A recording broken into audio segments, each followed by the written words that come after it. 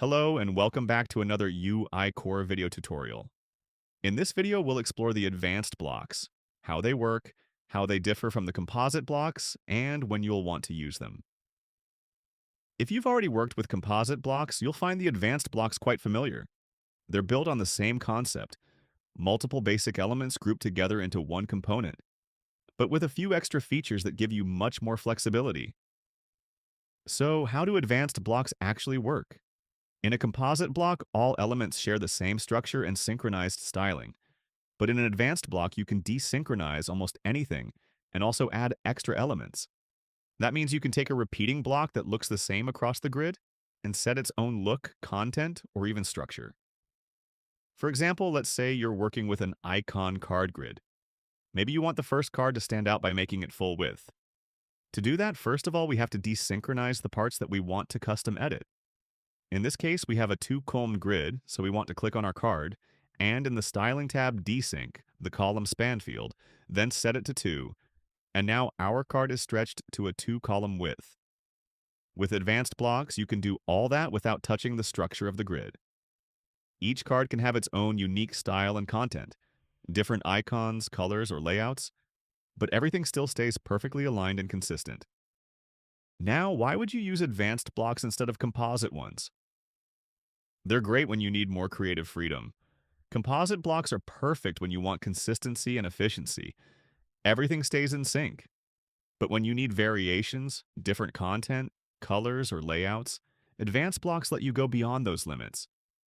You can reorder, delete, or add new elements freely inside the block, and you can choose what stays linked and what becomes independent. Compared to building a block completely from scratch, advanced blocks give you a head start. You begin with a synchronized layout that's already structured and ready to use.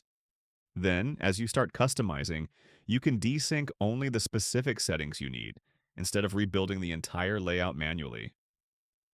As you saw, inside an advanced block, each element is treated as its own sub-block. If you open the navigator or the structure panel, you'll see every element clearly listed, the main block at the top, followed by its child components like icons, headings, paragraphs, or buttons. This makes it easy to navigate complex layouts. You can quickly select any element from the navigator, rename it, or rearrange the hierarchy without having to click through everything on the canvas. You can add as many new elements as you want, directly inside an advanced block. For instance, if I want to insert an extra button or text field into a card, I can simply drag it wherever I want, and it will automatically adapt to the container's layout. Now I can just customize it how I want. This is especially useful when you're building more complex sections that don't fit the default layout of a composite block. Moving along, one of the most powerful features of advanced blocks is the ability to sync or desync styles. By default, when a block is synchronized, any style change, like color, typography, or border, applies to all items in that group.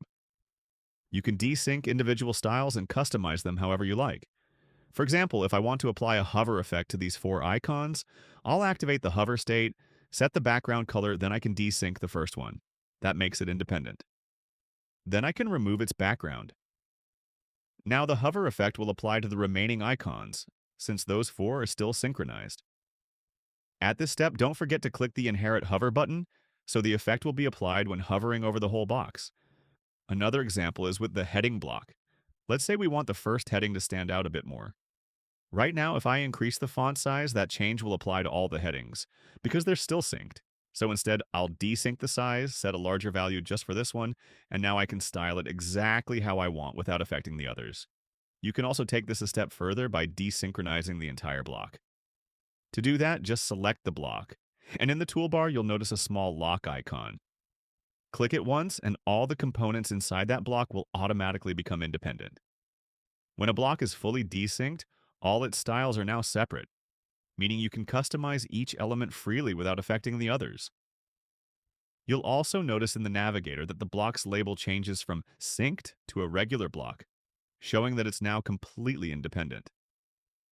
This level of flexibility makes advanced blocks perfect for pages that share a consistent design language, but where some of the blocks needs its own unique personality.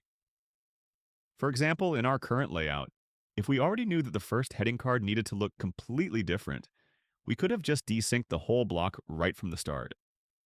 That way, we can edit it freely, change its layout, colors, or content without affecting the other cards.